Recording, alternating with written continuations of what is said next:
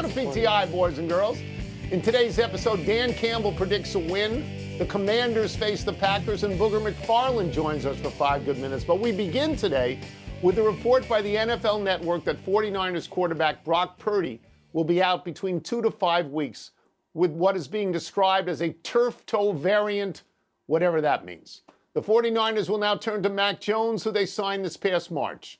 The 49ers barely won their opening game against Seattle. Next up are the Saints in New Orleans. Wilbon, how much uncertainty does this bring to the 49ers? A ton of uncertainty. Look, it's week one. There's so much we don't know.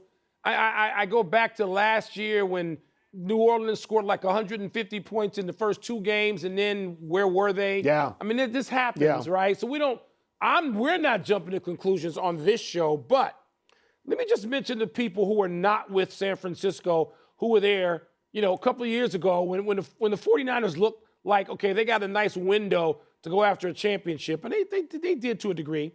You got no Kittle now because he's injured. You got no Ayuk. You got McCaffrey is Anthony Davis. He's great when he's out there, but you don't know how long he's going to be out there, how consistently. You got no Deebo Samuel because he's 3,000 miles away, and now you got no Purdy. To me, that's not even like that's a certainty. You're not going to be very good. Now, they could still beat New Orleans, which we know is not very good. And a lot of people have New Orleans being the worst team in the entire NFL. They might be 32 in somebody's power rating. But this is not good for the 49ers, who thought they were going to rebound, be healthy, and challenge, and they got tough division games ahead of them. Yeah, so I like Brock Purdy, and I don't just like him because he was the last guy picked in the draft. I like him. I think he's a really good quarterback. His record as a starter in San Francisco was 24-13, and that's really good. But the 49ers slumped last year, and Purdy couldn't pull them out of it. It's about injuries, as you say.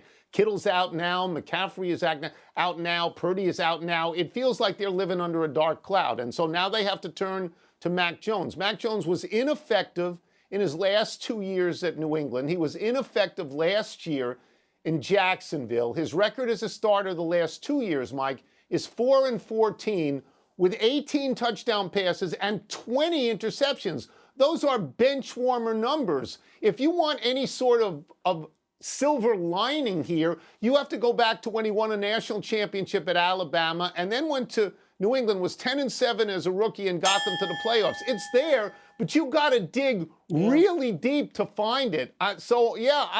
Here's what I would be optimistic about if I had to be: their schedule. New Orleans, as you said, New Orleans isn't any good.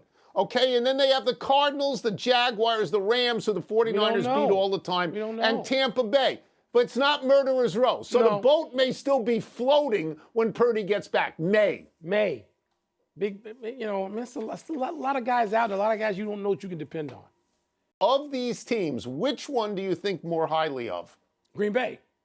I think the Packers are the best team in the NFC. I think it's quite possible the Packers are the best team in the league. And I know that Philadelphia is right there. And unlike some other dopes, I'm not about to start to discount the Kansas City Chiefs yet, even if they were to go 0-2. So I think the Packers, though, have it all, Tony. And I think they know that. And that's why they went to get 11 from Dallas. They needed that completing piece. They've got all the pieces on offense they need, and they know it. And they needed that future Hall of Fame piece on defense. And Jerry Jones was dangling it out there and sort of daring people to come take a shot. And the Packers did, and they put this together. And sadly for me, it reminds me of other times the Packers have put together the right team. And it's nothing against Washington, which I think the Commanders are one of the top 6 or 7 teams in the league, with Baltimore and Buffalo and Kansas City and Philadelphia and, of course, the Packers and a couple of others. But I got Washington below the Packers, and this game is in Green Bay. Yeah. Let me go to Micah Parsons fairly quickly here. I mean, I live in Washington, D.C. I am sitting in Washington, D.C., and the Washington team is a daily part of my life. I don't think that they are going to win this game, and I think Jaden Daniels is a great player. Last year, Micah Parsons sacked him personally 4.5 times in 2 games. Micah Parsons is going to be out there. Mike, do you know the last time that a Washington quarterback won a game in Green Bay? It was Jay Schrader in 1986. That's 40 years ago. And let's look at the tail of the tape here. They both won their openers last week.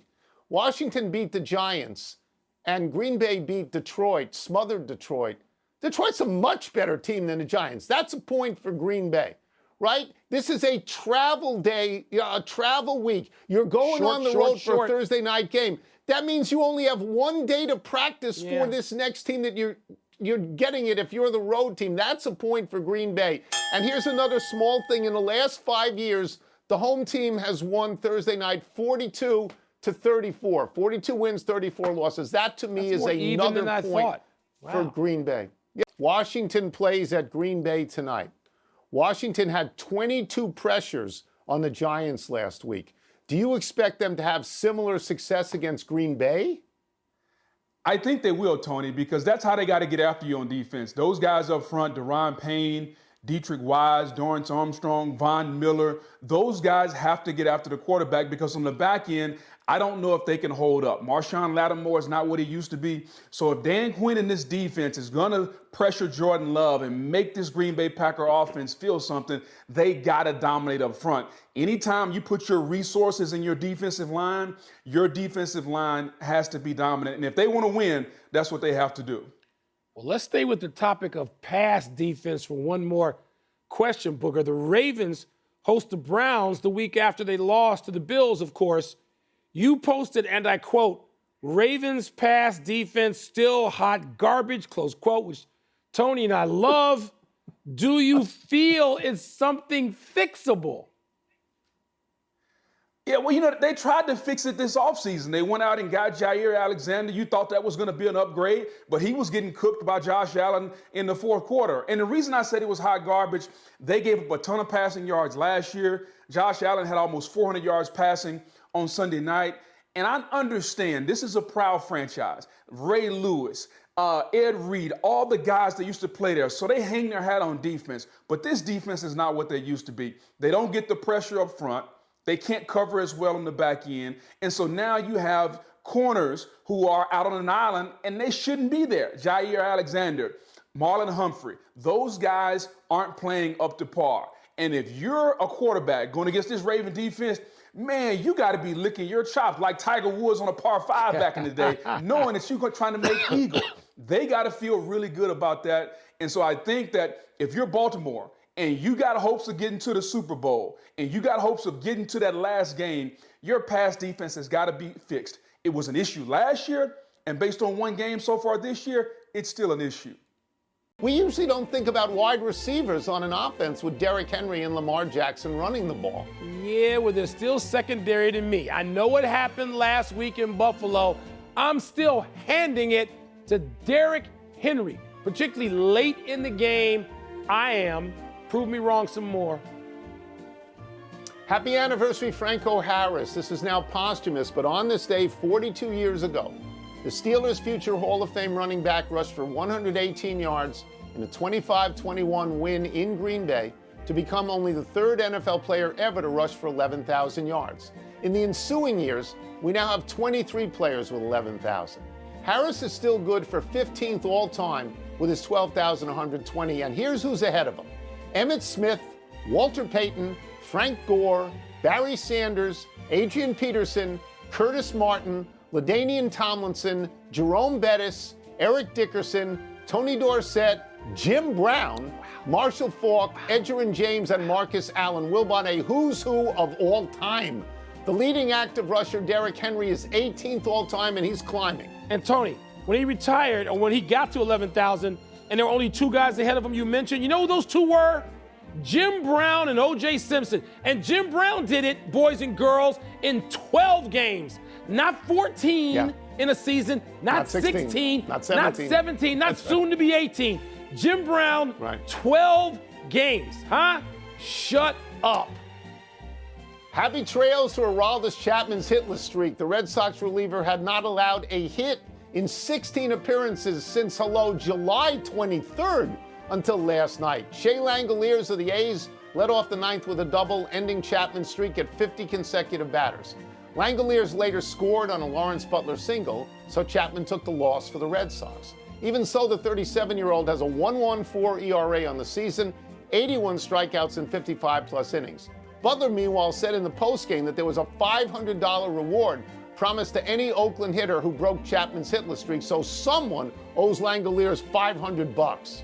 More importantly, somebody could owe Chapman a third World Series ring with the Red Sox. He's got a chance. They've got a chance on whether they're a division winner or wild card team, and you get out there with a lead at the end of 8. You got to face him. He's got a chance for another ring. One correction, Green Bay beat Washington 37-0 in 2001, not 38-0, as Wilbon erroneously said. With old age come mistakes. Sure. Let's go to the big finish. Let's do it. The Brewers got swept by the Rangers. Is that significant? No, because I know they hadn't been swept since the season opening series, but the Cubs can't catch them because of 2 stupid losses to the Nationals. We can't catch them. They're going to win the division. Greg Norman posted he has stepped away from Live Golf. Your thoughts? Has he stepped away or was he pushed aside? I mean, I think people could see this coming. Usain Bolt, who you love, says he doesn't see any of today's competitors breaking his record. Does that make sense? Yes. If Usain Bolt hadn't looked over his shoulder at dopes like seconds behind him, no one would touch him. He would have run in like a 9.2. He's the GOAT. Jim Brown, Usain Bolt. Paul Skenes topped 200 strikeouts on the season. Is that significant? I think he's the best pitcher in baseball. Last night of the WNBA regular season. Will the Aces win their 16th straight? I don't see why the Aces would even really tee it up. You just want to go in to be ready for the playoffs. So I don't know. They might win their 16th straight against the Sparks, who are teetering at 500, but they don't have to. We are out of time. We will try to do better the next time, and I am Tony Kornheiser. I'm Mike Wilbon. Same time tomorrow, knuckleheads. Tony, Usain Bolt. Huh? Is he the GOAT? The best. Anybody want to argue against Bolt? No. Nobody does. He's